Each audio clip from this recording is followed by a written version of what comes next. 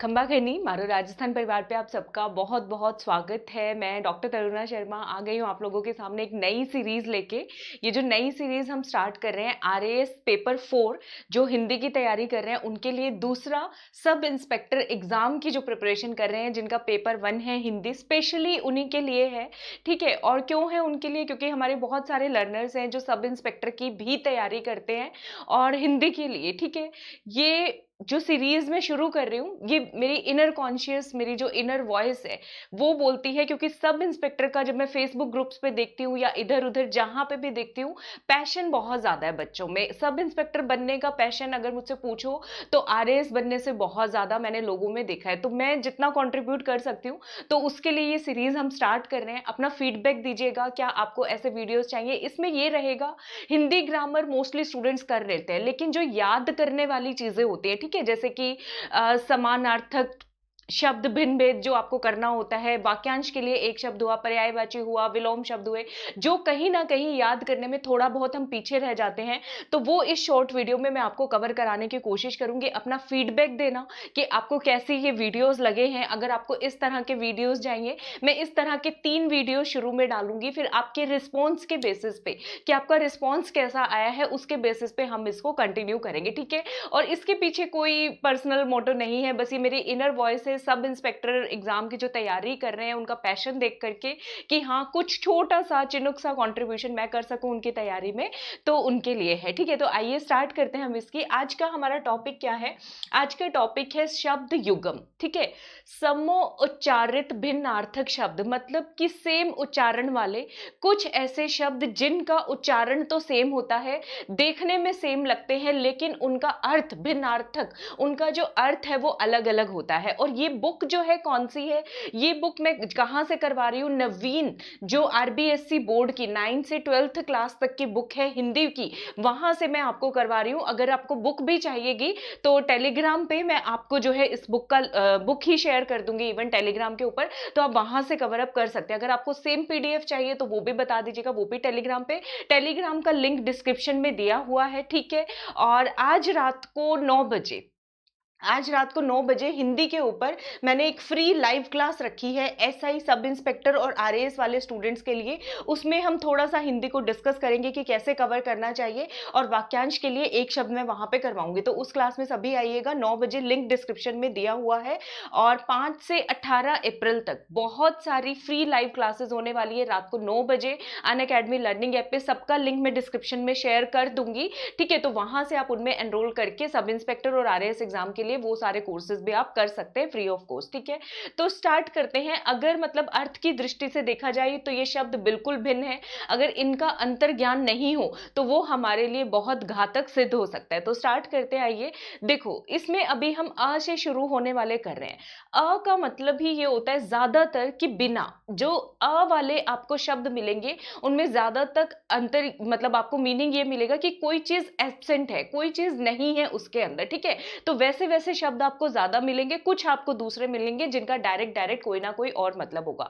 तो स्टार्ट करते हैं। अकथ। ठीक है, कथ मतलब कथन, कथन मतलब कहना, तो अ का मतलब है नहीं। जो कहा ना जा सके, कुछ कहा ना जा सके, उसे हम अकथ कहते हैं। तो आपको क्या याद रखना है? कथ याद रखना है।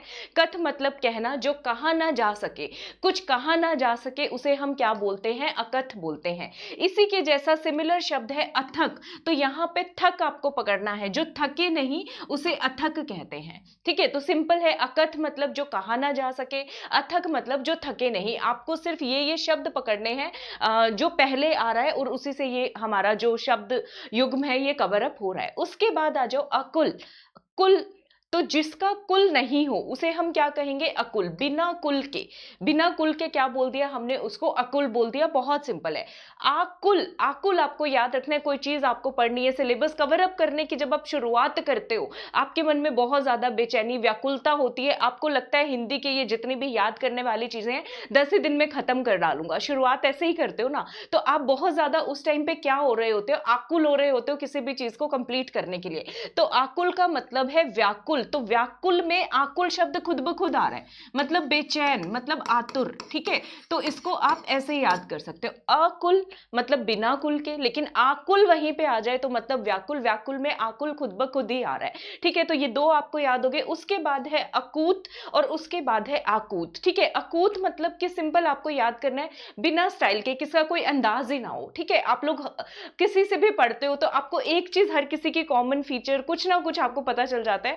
तो अकूत का मतलब है बिना स्टाइल के, बिना अंदाज के, कोई अंदाज नहीं है। और आकूत का वहां पे मतलब होता है, तो आप पूछोगे ना इसका तो कोई स्टाइल ही नहीं है, मतलब इसका क्या मतलब है, क्या है ये, तो उसको आप याद कर लो आकूत। आकूत मतलब कि इस बात से आपका क्या अभिप्राय है कि ये अकूत है, तो आप ऐसे इसको याद कर सकते हो। अकूत मतलब बिना अंदाज के, और आकूत मतलब इस बात से आपका मतलब क्या है कहने का, ये मैं याद करने के लिए बता रही हूँ, तो इसका मतलब हो गया अभिप्राय, ठीक है। अकूत और आकूत। उसके बाद है अग। अग से रिलेटेड आपको 4-5 शब्द याद करने हैं जो दिखने में एक जैसे लगेंगे, ठीक है। तो एक तो आपको अग याद करना है, रुके एक सेकंड रुके, खत्म नहीं हो रही क्लास, ये झंडू बाम हो रहा है क्लास के बीच में, जो मेरे साथ होता ही है, ठीक है। तो अग याद करेंगे, एक हम अघ याद करेंगे, एक 10वें नंबर पे देखो जरा, अघ्य, ये अघ्य है, यहाँ पे यह आएगा ग के बाद, और एक है आघ्य, तो ये 4 आपको एक साथ याद करने हैं, ठीक है। अग का मतलब है, आप याद करो अजगर, ठीक है। अजगर के जैसा जैसा दूसरा जानवर कौन सा होता है जिनकी हम पूजा भी करते हैं नाग पंचमी वाले दिन, नाग देवता, जिसको हम सर्प भी बोलते हैं, तो अग का मतलब हो गया सर्प, ठीक है। क्या याद रखोगे, अग का मतलब हो गया सर्प। और अग का एक और मतलब होता है, वो है पर्वत, ठीक है। वो क्या है, पर्वत। अब भोलेनाथ कहाँ पे रहते हैं, पर्वतों के ऊपर, कैलाश पर्वत के ऊपर, और उनके गले में सर्पों की माला, तो उससे याद कर लो, अग से याद करो अजगर, अजगर से याद करो मतलब सर्प, इसका मतलब है। और सर्प सबसे ज्यादा कहाँ, भोलेनाथ के गले में, तो भोलेनाथ तो पर्वतों पे रहते हैं, तो अग का एक मतलब हो गया पर्वत भी, ठीक है। क्लियर है।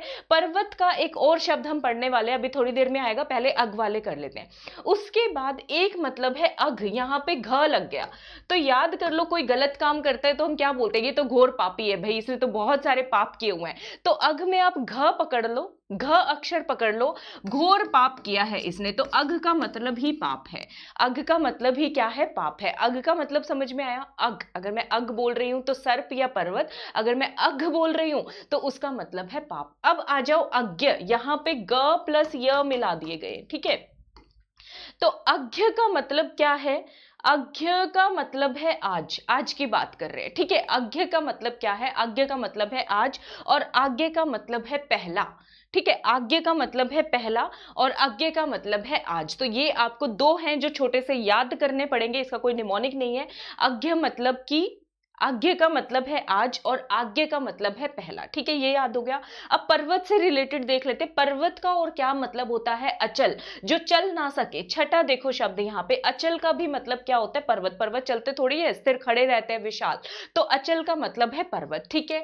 अब इस अचल के पीछे आ की डंडी लगा दो तो अचला बन जाता है, आ लगा दोगे तो क्या बन जाएगा, अचला। अब ये पर्वत कहीं ना कहीं तो खड़े हैं ना, कहाँ पे खड़े हैं, विशाल, पृथ्वी के ऊपर खड़े हैं, और पृथ्वी तो चलती है, गोल गोल घूमती है हमारी, तो अचला का मतलब है पृथ्वी, याद कर लोगे, अचला का मतलब है पृथ्वी।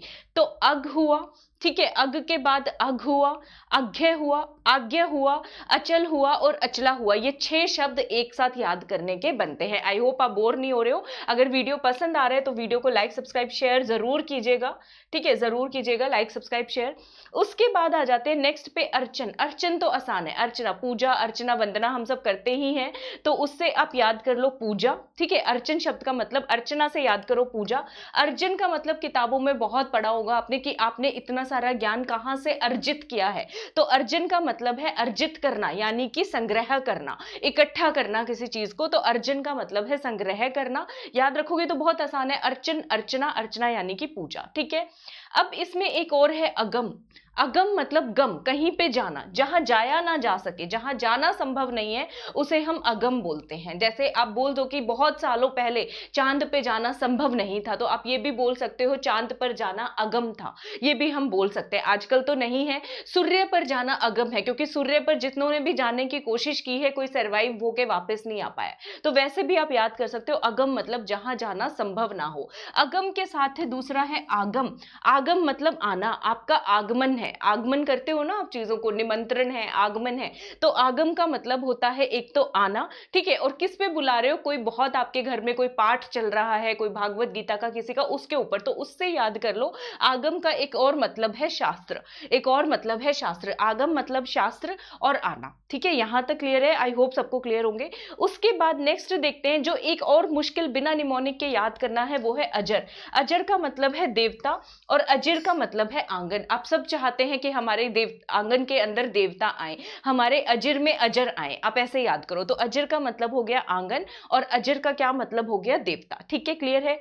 अतल, अतल का मतलब नहीं होना, तल जिसका कोई तल ना हो, मतलब कोई चीज बहुत गहरी है, तो अतल का मतलब क्या हो गया, गहरा होना। अतल का मतलब क्या हो गया, यहाँ पे सिंपल है, गहरा होना। अतुल मतलब अतुल्य, ठीक है, अतुल्य भारत, जिसकी तुलना ना की जा सके, तो अतुल का मतलब जिसकी तुलना ना की जा सके, क्लियर है? आज्ञा हमने पहले ही कर लिया, आज्ञा का मतलब होता है पहला, और आज्ञा का क्या मतलब होता है आज, ठीक है। अतीत तो सबको पता है, बीता हुआ कल, अतीत का मतलब बीता हुआ। अतीव का मतलब है अति शीघ्र ये काम करो, अति शीघ्र मतलब बहुत जल्दी जल्दी, तो अतीव का मतलब है बहुत ज्यादा। अति, इसने तो अति उतार रखी है पाप करने की, ऐसा बोलते हैं ना, तो अतीव का मतलब है बहुत ज्यादा, कोई चीज ज्यादा, अति शीघ्र बहुत ज्यादा जल्दी किसी काम को करो, ठीक है, तो अतीव का मतलब होता है ज्यादा। अनल, अनल को याद करो बिना नल के, जहां पे नल नहीं है, नल से पानी नहीं आ रहा, तो क्या है वहां पे, अग्नि है, ऐसे याद कर लो। तो अनल का मतलब होता है अग्नि। अब जब पानी नहीं है, अगर वहां पे हवा तेज चलती है तो आग बहुत फैल जाएगी, तो अनिल। अगर नल नहीं है लेकिन अनिल है, तो वहां पे आग बहुत फैलेगी, तो इसको याद कर लो। अनिल का मतलब होता है वायु या फिर हवा, अनिल का मतलब अग्नि, अनिल का मतलब हवा, ठीक है, तो हवा आग में बहुत ज्यादा फैलती है, इसको ऐसे याद किया जा सकता है। उसके बाद है अनुग।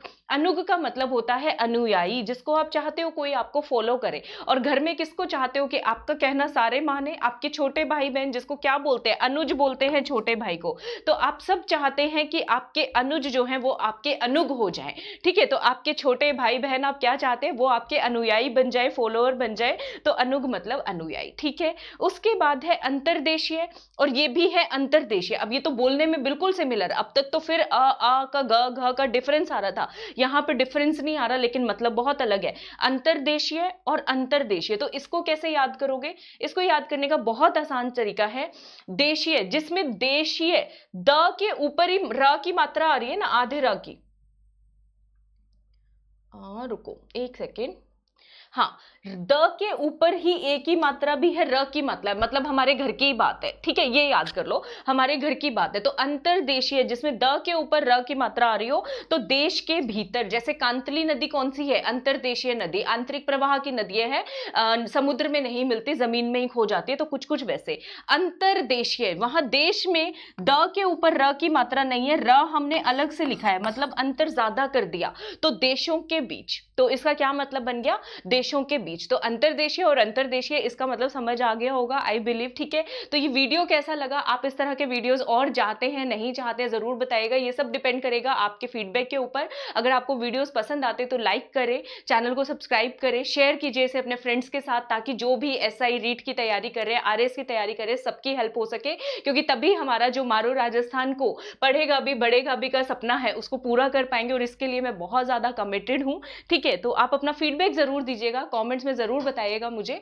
तो अगली वीडियो में मिलती हूँ, तब तक के लिए आप सबको मेरी तरफ से घनी घनी राम राम।